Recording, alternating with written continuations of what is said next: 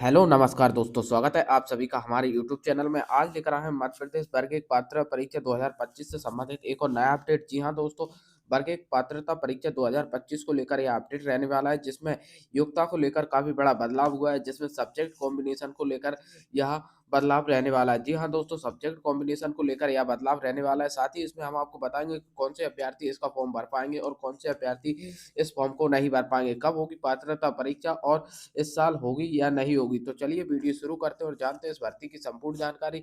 इससे पहले अगर आप हमारे चैनल पर नए हैं तो चैनल को सब्सक्राइब जरूर करें, साथ ही साथ बेल आइकन को प्रेस करें, जिससे कि हर एक नई वीडियो का अपडेट आपको सबसे पहले मिल सके। तो चलिए वीडियो शुरू करते हैं और क्या रहने वाला है सब्जेक्ट कॉम्बिनेशन और कौन कौन इसके लिए एलिजिबल रहने वाला है। जी हाँ दोस्तों, कौन इसके लिए एलिजिबल होने वाला है। तो चलिए वीडियो शुरू करते हैं और जानते हैं इसकी संपूर्ण जानकारी। देखिए दोस्तों, सबसे पहले हम परीक्षा कैलेंडर को लेकर यहाँ पर बात करने वाले हैं। परीक्षा के कैलेंडर को लेकर हम सबसे पहले बात करने वाले हैं, जिसमें काफ़ी परीक्षाएँ रहने दी गई थी, जिसमें से काफ़ी परीक्षाएँ हुई और इस साल कुछ परीक्षाएँ इस साल संभावित थी जो कि नहीं हो पाई हैं। जी हाँ दोस्तों, जिनमें से सबसे बड़ी परीक्षा जी हाँ दोस्तों, सबसे बड़ी परीक्षा उच्च माध्यमिक शिक्षक पात्रता परीक्षा थी, जिसका नोटिफ़िकेशन संबंधित परीक्षा का जी हाँ दोस्तों, परीक्षा दिसंबर 2025 में होना थी और इसका रिजल्ट परिणाम जारी करने फरवरी 2026 में इसका परिणाम जारी करने की डेट रखी गई थी। जी हाँ दोस्तों, यहाँ 2025 का कैलेंडर रहने वाला है, जिसमें अब इसमें बहुत ही कम चांसेस रहने वाले हैं कि इस साल यह भर्ती परीक्षा होगी। जी हाँ दोस्तों, भर्ती परीक्षा इस साल नहीं होने वाली है, यहाँ तो कंफर्म हो ही गया है। साथ ही हम आपको बताएं कि भर्ती परीक्षा कब हो सकती है। तो भर्ती परीक्षा जनवरी से फरवरी मार्च, जी हाँ दोस्तों, जनवरी से फरवरी में इसका नोटिफिकेशन आ सकता है, अगर इसका कैलेंडर अपडेट हुआ तो। जी हाँ दोस्तों, नोटिफिकेशन इसका फरवरी से जनवरी के बीच आ सकता है, जनवरी और फरवरी के बीच इसका आ सकता है। और एग्जाम की बात करते हैं तो एग्जाम इसका काफ़ी डिले होने वाला है। जी हाँ दोस्तों, एग्जाम इसका 4 से 5 महीने, जी हाँ दोस्तों, कम से कम 4 से 5 महीने इसका एग्जाम डिले होने वाला है। अगर मान के चलिए जनवरी या फरवरी में इसका नोटिफिकेशन आता है तो कम से कम 1 महीने तक आपके आवेदन फॉर्म भरवाए जाएंगे। इसके बाद 1 महीने तक आवेदन फॉर्म भरवाए जाएंगे और लगभग 2 से ढाई महीने का यहाँ पर परीक्षा का समय रहने वाला है। जी हाँ दोस्तों, लगभग 2 से ढाई महीने यहाँ पर परीक्षा कराने में समय लगने वाला है ईएसवी को। चलिए बात करते हैं इसका कैलेंडर को लेकर। तो कैलेंडर इसका 2026 में जारी होने वाला है। यह मान के चलिए कि इस कैलेंडर के हिसाब से अब कोई भी परीक्षा नहीं होने वाली है। यह लास्ट परीक्षा थी 2025 की, जो कि इस परीक्षा को टाल दिया गया है। अब यह परीक्षा इस वर्ष संभावित नहीं है। जी हाँ दोस्तों, यह परीक्षा अब 2026 में होगी। चलिए बात करते हैं सब्जेक्ट कॉम्बिनेशन क्या रहने वाले हैं और क्या योग्यता यहाँ पर होने वाली है और कौन-कौन इसके लिए आवेदन फॉर्म भर सकते हैं। तो चलिए आगे बात करते हैं इसके संपूर्ण सब्जेक्ट एलिजिबिलिटी क्राइटेरिया की। करते हैं योग्यता संबंधित। जी हाँ दोस्तों, उच्च माध्यमिक शिक्षक चयन परीक्षा और पात्रता परीक्षा के लिए इसमें आपकी योग्यता क्या रहने वाली है। तो आपको बता दें, पद का विवरण उच्च माध्यमिक शिक्षक का यहाँ पर पद रहने वाला है, द्वितीय श्रेणी के अंतर्गत यहाँ आता है। चलिए बात करते हैं शैक्षणिक अर्हता की। जी हाँ दोस्तों, संबंधित विषय में द्वितीय श्रेणी में अगर आपके पास स्नातक उपाधि के साथ बीएड या उसके समक्ष डिग्री डिप्लोमा है तो आप इसके लिए आवेदन कर सकते हैं। पद का नाम उच्च माध्यमिक शिक्षक रहने वाला है। इसमें आपकी बात करते हैं तो 50% अंक, जी हाँ दोस्तों, 50% अंक एससी एसटी ओबीसी और अन्य पिछड़ा वर्ग को लाना होगी। भाई जनरल कैंडिडेट के लिए यहाँ पर 60% मार्क्स लाना होगी, तभी वह इस भर्ती परीक्षा को पास कर पाएंगे। चलिए आगे बात करते हैं इसके संबंध में स्पष्टीकरण को लेकर। तो स्पष्टीकरण इसको क्या स्पष्टीकरण को लेकर इसमें क्या कहा गया है। तो अनुसूचित जाति जनजाति पिछड़ा वर्ग ओबीसी के कैंडिडेट के लिए 50% आर्था अंक का लाभ तब मिलेगा जब उनके पास मध्य प्रदेश सक्षम अधिकारी द्वारा जारी वैध प्रमाण पत्र उपलब्ध होगा। जी हाँ दोस्तों, यानी कि आपके पास मूल निवासी होगा मध्य प्रदेश का, तभी आप इसमें और मध्य प्रदेश का एससी एसटी का कास्ट सर्टिफिकेट आपके पास होगा, तभी आप इसके लिए 50% अंकों के लिए एलिजिबल होने वाले हैं। अंक 60% होंगे। न्यूनतम आर्थिकारी अंक, जी हाँ दोस्तों, न्यूनतम आर्थिकारी अंक यानी कि जनरल और कैंडिडेट के लिए यहाँ पर 60% अंक लाना अनिवार्य होगा। दिव्यांगजन आवेदकों के लिए भी यहाँ पर 50% अंक अनिवार्य किए गए हैं। जी हाँ दोस्तों, आगे चलिए आगे क्या कहा गया है। शिक्षक पात्रता परीक्षा में आर्ताकारी अंक प्राप्त करने मात्र से नियुक्ति हेतु कोई दावा नहीं किया जा सकता। जी हाँ दोस्तों, इसके बाद विभाग द्वारा निर्धारित नियुक्ति के अन्य समस्त शास्त्र पूर्ण करने पर ही नियुक्ति की कार्रवाई की जाएगी। जी हाँ दोस्तों, इसके बाद आपकी एक चयन परीक्षा होगी, उसके बाद ही आपको यहाँ पर संबंधित पद के लिए योग्यता दी जाएगी। जी हाँ दोस्तों, आपको जॉइनिंग दी जाएगी। परीक्षा की योजना एवं पाठ्यक्रम प्रत्यक्ष सूचना सलाहन की जाएगी, जो कि मैं आपको इसमें पाठ्यक्रम भी यहाँ पर बताने वाला हूँ। चलिए आगे इसकी एज लिमिट की बात करते हैं, तो 21 वर्ष यहाँ पर न्यूनतम आयु रहने वाली है। और सैलरी की बात करें तो सैलरी इसमें काफ़ी अच्छी मिलती है, आपको 36,200 रुपये पर मंथ यहाँ पर सैलरी मिलती है। चलिए संबंधित परीक्षा अवधि की बात करते हैं, तो परीक्षा अवधि आपकी यहाँ पर क्या रहने वाली है, तो 3 घंटे की अवधि आपको रहने वाली है। जी हाँ दोस्तों, 3 घंटे आपको यहाँ पर पेपर रहने वाला है। आगे बात करते हैं परीक्षा परिणाम, और यहाँ पर हम बात करते हैं, चलिए आगे देखते हैं इस भर्ती प्रक्रिया के परीक्षा पैटर्न को समझते हैं, इसमें क्या रहने वाला है। जी हाँ दोस्तों, चलिए आपको बताते हैं कि इसका सिलेबस किस प्रकार का होगा। पात्रता परीक्षा 150 अंकों की होगी। जी हाँ दोस्तों, आपकी परीक्षा 150 अंकों की होगी, और इसमें 4 आपके ऑब्जेक्ट दिए जाएँगे, जिसमें से आपको 1 ऑब्जेक्ट सही कर टिक करना होगा। जी हाँ दोस्तों, ऑनलाइन माध्यम में आपकी यह परीक्षा होने वाली है। सामान्य हिंदी की बात करते हैं, आपके हिंदी से प्रश्नों की बात करें, कितने नंबर के प्रश्न पूछे जाएँगे, यहाँ पर 8 अंक की आपकी हिंदी पूछी जाएगी। इंग्लिश की बात करते हैं तो 5 नंबर की इंग्लिश यहाँ पर पूछी जाने वाली है। शिक्षा शास्त्र से आपके 10 अंक पूछे जाएँगे, और सामान्य ज्ञान, घटनाक्रम और तार्किक योग्यता से आपके 7 अंक निर्धारित किए गए हैं। जी हाँ दोस्तों, कुल मिलाकर आपको यहाँ पर पार्ट 1 में 30 अंक का प्रश्न पत्र देखने को मिलेगा। इसके बाद प्रश्न पत्र दूसरा आपका आएगा, जिसमें 120 का आपका सब्जेक्टिव नॉलेज रहेगा। जी हाँ दोस्तों, सब्जेक्टिव नॉलेज काफ़ी महत्वपूर्ण यहाँ पर रहने वाला है, जो कि 120 अंक का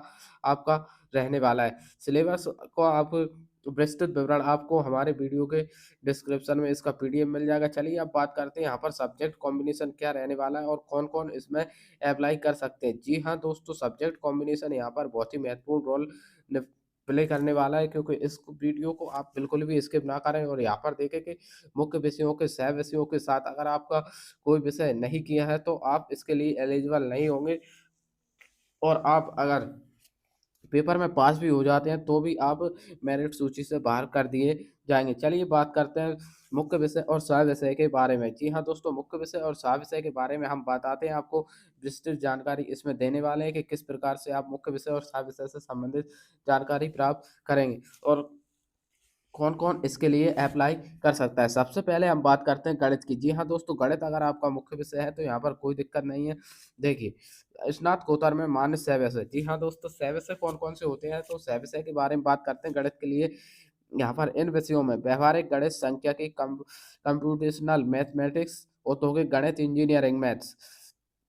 जी हाँ दोस्तों, इनमें से अगर आपने कोई भी सब्जेक्ट से मैथ स्नातकोत्तर की है, तो आपको यहाँ पर ग्रेजुएशन में मैथ होना अनिवार्य होगा। अगर आपने मुख्य विषय गणित रखा है, तो यहाँ पर कोई दिक्कत नहीं है, स्नातकोत्तर में आपको सह विषय की ज़रूरत नहीं होगी। जी हाँ दोस्तों, इसमें सह विषय के स्नातकोत्तर उपाधि प्राप्त अभ्यर्थियों को स्नातक स्तर पर मुख्य विषय गणित में स्नातक उपाधि धारित करना अनिवार्य होगा, और 3 वर्ष, जी हाँ दोस्तों, 3 वर्ष आपने गणित मेन विषय के रूप में लिया हो, तभी आप इसके लिए अप्लाई कर सकते हैं। जी हाँ दोस्तों, अगले सब्जेक्ट की बात करते हैं। इसी प्रकार रसायन शास्त्र का यह सब्जेक्ट रहने वाला है। इसमें भी बायोकेमिस्ट्री, एप्लाई बायोकेमिस्ट्री, व्यावहारिक रसायन शास्त्र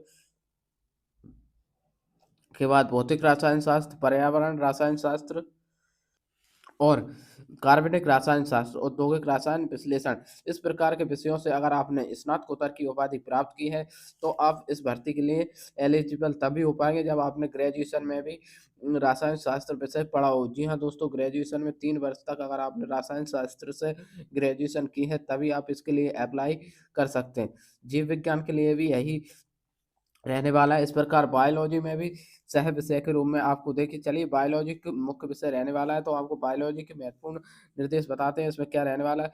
बायोलॉजी अगर आपने मुख्य विषय बायोलॉजी रहने वाला है। जी हाँ दोस्तों, अगर आपने स्नातकोत्तर मुख्य विषय से बायोलॉजी की है, तो इसमें कोई दिक्कत नहीं है, आप इसके लिए एलिजिबल होंगे। अगर आपने स्नातकोत्तर में इन विषयों में से किसी भी एक विषय से किया है, तो आप इसके लिए एलिजिबल नहीं हो पाएँगे, क्योंकि अगर आप ग्रेजुएशन में बायोलॉजी लेते हैं और मेन सब्जेक्ट के रूप में उसको कंप्लीट करते हैं, तभी आप इसके लिए एलिजिबल होंगे। तो चलिए आपको बताते हैं मॉलिक्यूलर बायोलॉजी। जी हाँ दोस्तों, मॉलिक्यूलर बायोलॉजी, इसके बाद agriculture, botany, ecology, life science, मत्स्य विज्ञान, जीव विज्ञान, बायोकेमिस्ट्री, बायोफिजिक्स, पर्यावरण, एग्रीकल्चर, जैव सूचना, फॉरेस्ट्री। जी हाँ दोस्तों, इन विषयों में से अगर आपने स्नातकोत्तर किया है, तो आपका ग्रेजुएशन में मुख्य विषय बायोलॉजी होना अनिवार्य होगा, तभी आप इसके लिए अप्लाई कर सकते हैं। चलिए आगे बताते हैं इसमें और क्या कहा गया है, तो इसमें स्नातक स्तर की वनस्पति शास्त्र या प्राणी विज्ञान या बायो साइंस या लाइफ साइंस या प्लांट साइंस या एनिमल साइंस मुख्य विषय के रूप में स्नातक उपाधि निर्धारित करना अनिवार्य होगा, तभी आप इसके लिए अप्लाई कर सकते हैं। भौतिक शास्त्र में भी यही क्राइटेरिया रहने वाला है। चलिए आगे बात करते हैं हिंदी के लिए, हिंदी में क्या रहने वाला है। हिंदी सबसे महत्वपूर्ण विषय रहने वाला है। हिंदी संस्कृत को देख हिंदी के लिए भाषा विज्ञान, अनुवाद विज्ञान और संस्कृत, इन तीनों में अगर आपने स्नातकोत्तर में उपाधि प्राप्त की है, तो अगर आपका ग्रेजुएशन में भी हिंदी साहित्य नहीं है तो आप यहाँ पर अप्लाई नहीं कर सकते, और हिंदी साहित्य ग्रेजुएशन में है तो अप्लाई कर सकते हैं। और मुख्य विषय की बात करते हैं, तो मुख्य विषय के रूप में अगर आपने स्नातकोत्तर की उपाधि धारण की है, जी हाँ दोस्तों, मुख्य विषय के रूप में अगर आपने यहाँ पर स्नातकोत्तर की उपाधि धारण की है तो आप इसके लिए अप्लाई कर सकते हैं और आप आसानी से कंप्लीट कर पाएंगे इसके फॉर्म को। संस्कृत की बात करते हैं, तो संस्कृत में भी इसी प्रकार मुख्य विषय के रूप में इस स्नातक में आपकी होना चाहिए और योग संस्कृति माध्यम से अध्ययन करने पर ही मान होगा। जी हाँ दोस्तों, इनमें से एक विषय आपका योग संस्कृति में होना चाहिए। राजनीति शास्त्र में भी यही क्राइटेरिया रहने वाला है। इतिहास के लिए ग्रह विज्ञान, ये सभी इन सब्जेक्टों में यही कॉम्बिनेशन रहने वाला। बात करते हैं अंग्रेजी की। जी हाँ दोस्तों, अंग्रेजी का कोई भी विषय नहीं होता, यदि कोई विषय नहीं होता। स्नातकोत्तर उपाधि मुख्य विषय में उत्तीर्ण होना आवश्यक होगा, और अंग्रेजी आपको ग्रेजुएशन में करने की कोई ज़रूरत नहीं है, क्योंकि यहाँ पर कोई भी विषय नहीं होता। उसी प्रकार उर्दू का भी कोई विषय नहीं होता, मुख्य विषय में उत्तीर्ण होना आवश्यक होता है। जी हाँ दोस्तों, इंग्लिश और उर्दू की बात करते हैं, तो इन दोनों का कोई विषय नहीं होता, और ना ही इसमें कोई ग्रेजुएशन और पोस्ट ग्रेजुएशन के लिए क्राइटेरिया रहता है। तो आप इस भर्ती के लिए अप्लाई कर सकते हैं। आप सब्जेक्ट कॉम्बिनेशन को देखकर ही अच्छी तरीके से इस फॉर्म को भरें। जी हाँ दोस्तों, क्योंकि सब्जेक्ट कॉम्बिनेशन अगर आपका नहीं बनता है तो आप इस फॉर्म को नहीं भर पाएंगे। चलिए बात करते हैं अब पुराने कैंडिडेटों के द्वारा जो सब्जेक्ट कॉम्बिनेशन नहीं लिया गया है, तो उस वो क्या कर सकते हैं, वो भी इस फॉर्म को भर सकते हैं। जी हाँ दोस्तों, जो पुराने कैंडिडेट हैं उनके लिए भी अभी ऐसा कोई नियम नहीं आया है कि वह इस फॉर्म को नहीं भर सकते। अभी सभी कैंडिडेट इस फॉर्म को भर सकते हैं। तो फिलहाल इस वीडियो में इतना ही। वीडियो आपको अच्छी लगी हो तो वीडियो को लाइक कमेंट शेयर जरूर करें, साथ ही साथ हमारे यूट्यूब चैनल को भी सब्सक्राइब करें, जिससे कि हर एक नई वीडियो का अपडेट आपको सबसे पहले मिल सके।